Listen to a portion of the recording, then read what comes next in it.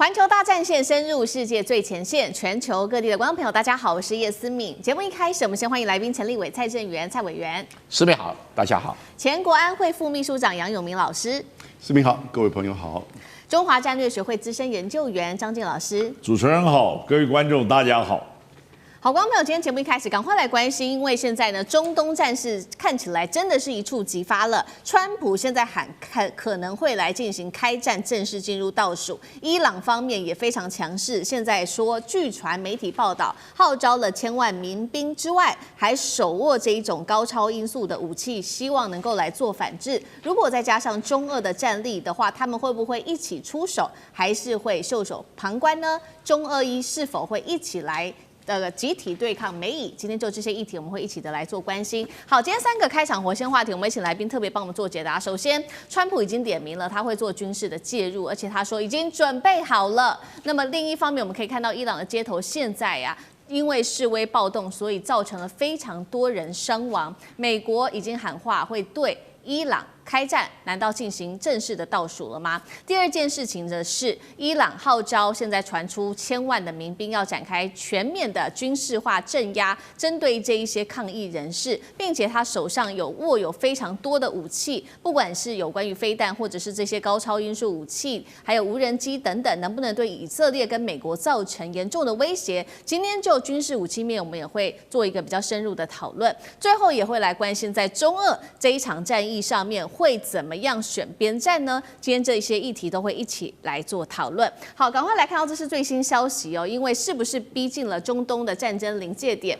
川普现在最新呛虾，他说会祭出前所未有的一个打击，不排除甚至是军事介入，在伊朗采取强硬手段来这一些持续的镇压援助抗议的民众。目前看起来，美国方面最可能会采用的手段就是用空袭的方式来进行攻击。川普10日在社群最新发文说，美国已经准备好了，会来提供协助。刚刚提到了伊朗的态度也非常的强硬，我们看看伊朗说什么。他说，一旦美国真的介入的话，会立刻的对以色列跟美国的基地展开一个报复性的攻击。我们看到现在其实德黑兰的内部也开始动员了，有一个说法是不是要进行内战的模式呢？伊朗的这个政府他已经号召了民兵做起义，目的是要镇压现在在各地展开的这种反美反以的示威民众。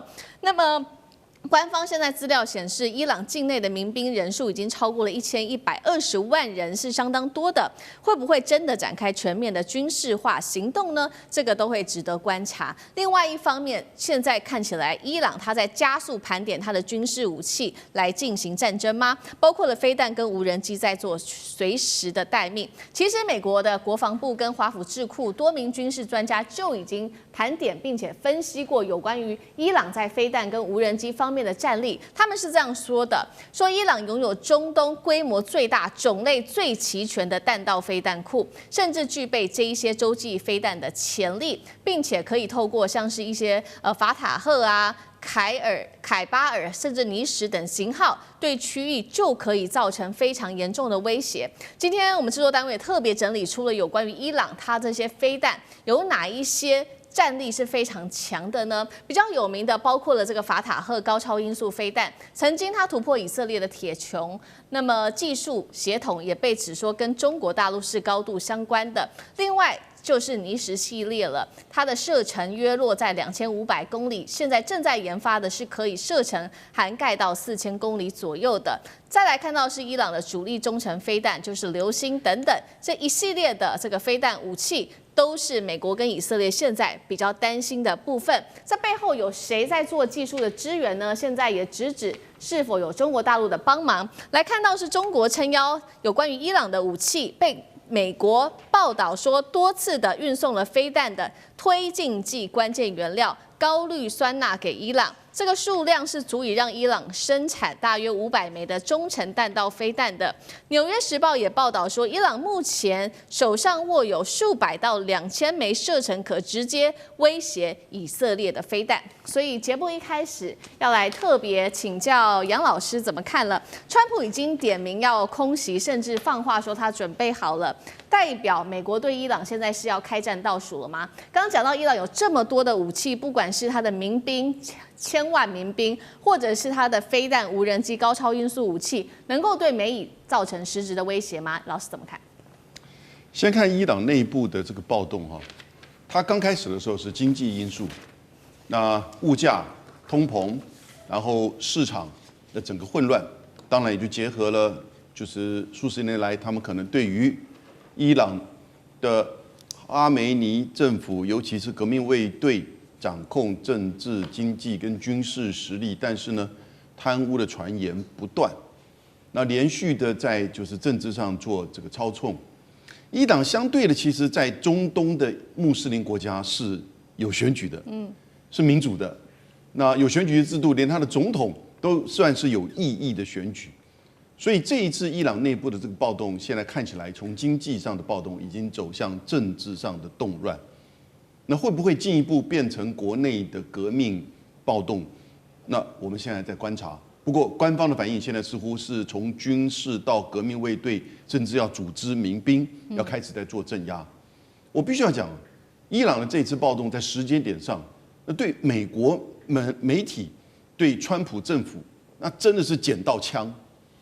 也就是针对他们从委内瑞拉到格陵兰这种无法无天帝国主义式，破坏国际秩序的作为，突然之间他们就可以很高尚的、很有道德的说要去支持伊朗人民的争取自由，那甚至呢用军事的手段，那还讲到可能用经济的制裁以及网络的就是制裁，那经济制裁不几十年了，网络制裁。现在伊朗内部网络都断了，你来什么网络制裁、经济制裁还有什么用？那所谓的在军事上做准备，我觉得这个当然一直以来都是个选项。在以色列的加沙战争大屠杀的时候呢，伊朗跟以色列都发生过几次的就是无人机和导弹的这种就是交换。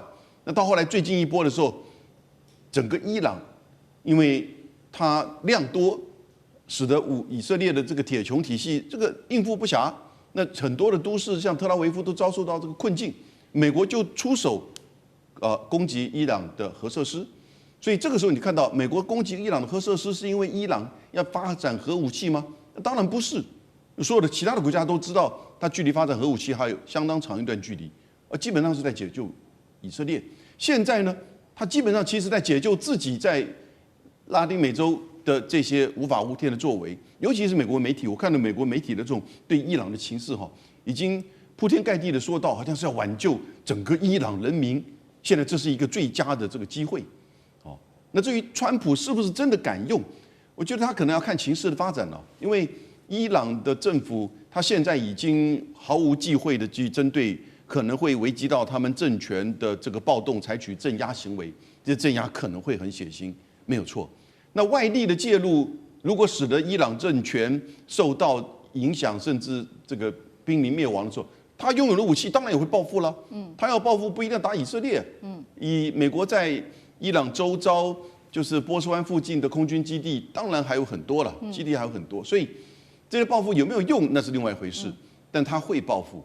所以美国也会去评估说，他如果真的去针对伊朗采取任何的军事攻击，这个跟打那个格陵兰或者是委内瑞拉完全不一样的，也没有什么太大的 CIA 的这种渗透这个能力。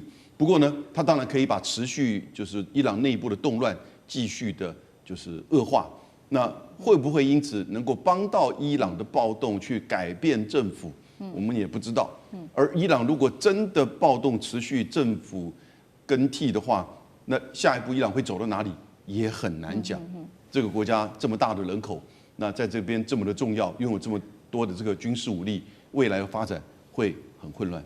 好，同样问题也要请教蔡委员怎么看？那因为刚刚耳麦也有收到最新消息，是美国的议员最新放话，他说在今天晚上会终结伊朗的暴动，是说今天晚上似乎是不是就会开始动手了？第一个问题要特别请教委员。另外就是刚刚伊朗讲到嘛，他号召了不管是1000万民兵，或者是他的各种飞弹、无人机、高超音速武器，真的能对美以造成威胁吗？没办法，因为民兵是地上作战的，美国、以色列没有那个能力用地面武力来入侵伊朗，但是空中轰炸就不可避免。只是这个空中轰炸有没有办法像贝鲁特大轰炸那样的轰炸能量？现在大家在观察是不是有这个能量。因为贝鲁特大轰炸了好像40几天吧，就几乎把贝鲁特全部瘫痪了。这是最主要的美国跟以色列可以采取的。而轰炸的对象呢，一定是伊朗的党政军教派组织以及它的所谓的弹道导弹的弹药库或发射地点。那这个美国已经调查得很清楚了，所以轰炸只是看伊朗能够躲得多厉害，那反击得多快。那第二个，伊朗几乎完全没有像样的防空导弹，完全没有。啊，既然没有防空导弹的话，美国的轰炸机啊，这个以色列的轰炸机啊等等，就可以如入无人之境。那这个伊朗是非常非常吃亏的啊。然后第三个，伊朗啊，这个残余的洲际弹道导弹或者什么高超音速导，我是不相信伊朗有高超音速导弹的，因为到目前为止都是媒体在说了，没有看到有任何一个军事技术上的杂志评估过这个事情。那他攻击以色列是难免，攻击美军基地是不可避免的，但攻击会有多少的战损，那不知道啊。以色列就要自己去加强了，哈，自求多福啦。然后美军空军基地那倒不是问题，因为美军空军基地真的美军没多少人了，对，所以问题也不大哈。那破坏力也不可能太强，因为美军的防空力量还是有的哈，所以我们就看看它怎么发展。那只是说，伊朗的政权，这个教士政权，在经过1波、2波、3波的大轰炸之后，还有多少生存的实力啊？这是有待观察的。但是我相信，美国现在自己知道，他没有办法消灭这个教士政权，但是会严重弱化这个教士政权。这个教士政权可以说是贪污、贪婪。还有暴力，还有什么欺侮老百姓，搞得民不聊生啊！那受的好处都是教士集团跟革命卫队拿走了，国防军要钱要不到，那个真正的财政部收税收不到，一般老百姓做生意都还要付钱给革命卫队。你说这个政权怎么可能持续很久？而这个暴动刚好是给这个美国跟以色列来了一次的机会。对，那这种机会的话，中国跟俄罗斯根本没有插手的余地，也不敢插手。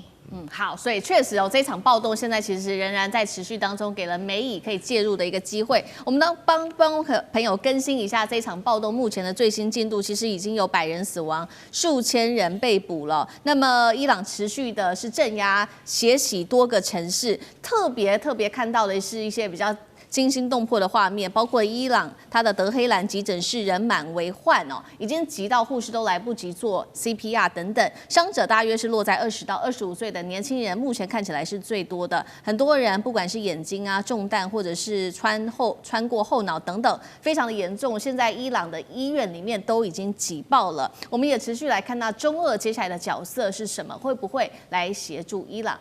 老师怎么看？我想大家必须要了解一下，就是说中国大陆而言，中国大陆跟伊朗之间没有任何军事同盟关系。中国大陆唯一一个有军事同盟关系是根据1961年7月11号跟北朝鲜签的这个就是中朝友好互助合作条约的第2条，它根据这个有。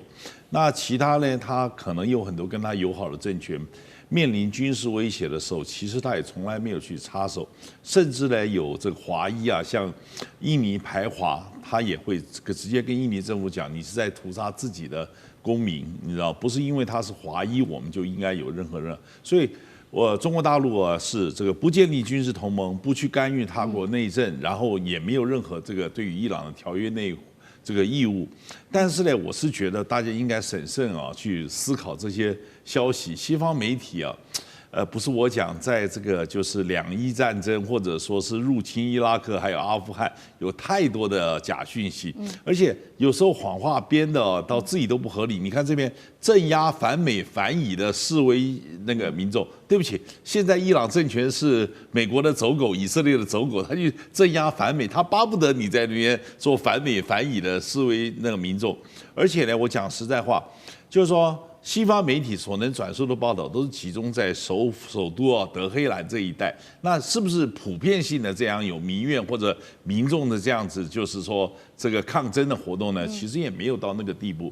所以我觉得，这个即使这个政权啊，在很多地方它的形象并不是很正面，但是呢，你说它完全失控，我觉得倒还没到那个地步。所以这个假如不是派地面部队进去，然后去这个用这个弹道飞弹打击，或者说去轰炸，我可以讲说死伤是难免，但炸不出民主，也轰不出自由吧，对不对？所以美国呢，基本上来讲，嘴巴上讲了一套，但是使用军事手段，绝对是得到相反的效果。好，谢谢张志老师。那我们休息一下，马上回来。地缘政治、美中之争、战略价值、强权崛起、小国生存。